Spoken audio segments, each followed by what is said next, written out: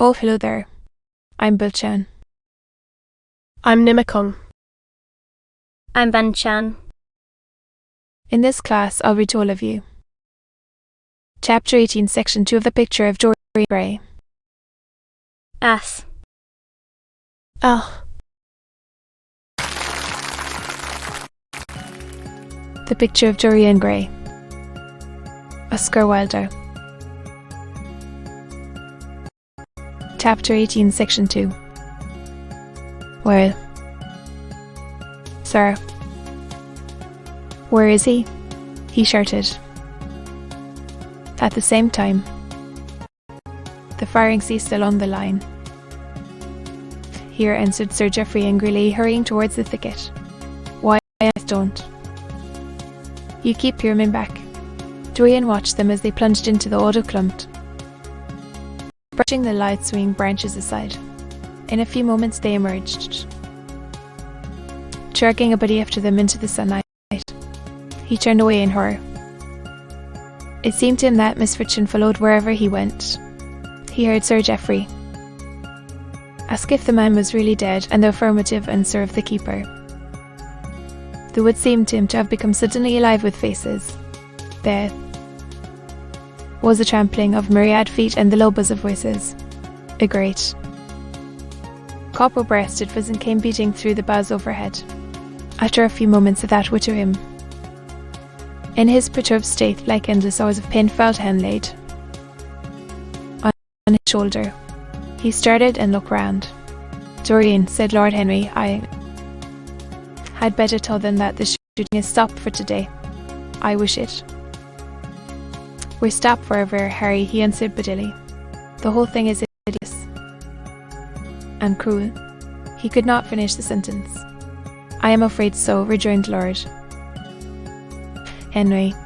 He got the whole charge shot in his chest. He must have died almost instantaneously. Come, they walked side by side in the direction of the avenue for nearly 50 yards without speaking. Then Dorian looked at Lord Henry and said, with a heavy sigh, "It is a bad omen." "Harry, what is?" asked Lord Henry. "Or this accident, I suppose." "My dear fellow, it can't be helped. It was the man's own fault. Why did he get in front of the guns? Besides, it is nothing to us. It is rather awkward for Geoffrey, of course. It does not do to pepper beaters. It makes people think that one is a wild shot. And Geoffrey is not. He shoots very straight." Dorian shook his head. "It is a bad omen, Harry. I feel as if something horrible were going to happen to some of us. To myself. Perhaps," he added, passing his hand over his eyes with a gesture of pain. The elder man laughed. "The only horrible thing in the world is ennui, Dorian. That is the one sin for which there is no forgiveness.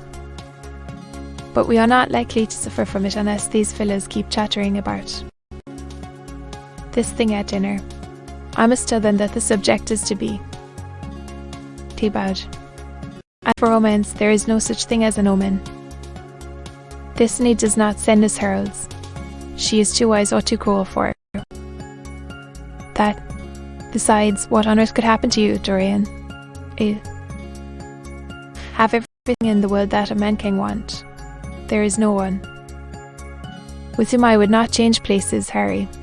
Don't laugh like that. I am telling you the truth. The wretched peasant who has just died is better off than I am. I have no terror of death. It is the coming of death that terrifies me. Its monstrous wings seem to wheel in the leather around me. Great heavens, don't you see a man moving behind the trees there, watching me?" Lord Henry looked in the direction in which the trembling gloved hand was pointing to. "Yes," he said, smiling, "I see the gardener waiting for you. I suppose he wants to ask you what flowers you wish to have on the table tonight. How absurdly nervous you are. My dear fellow, you must come and see my doctor." Dorian heaved a sigh of relief as he saw the gardener approaching. The man touched his. Pat glanced for a moment at Lord Henry in a hesitating manner and then produced a letter which he handed to his master. Her Grace told me to wait for an answer, he murmured. Dorian put the letter into his pocket. Tell her Grace that I am coming in, he said coldly. The man turned round and went rapidly in the direction of the house. To be continued.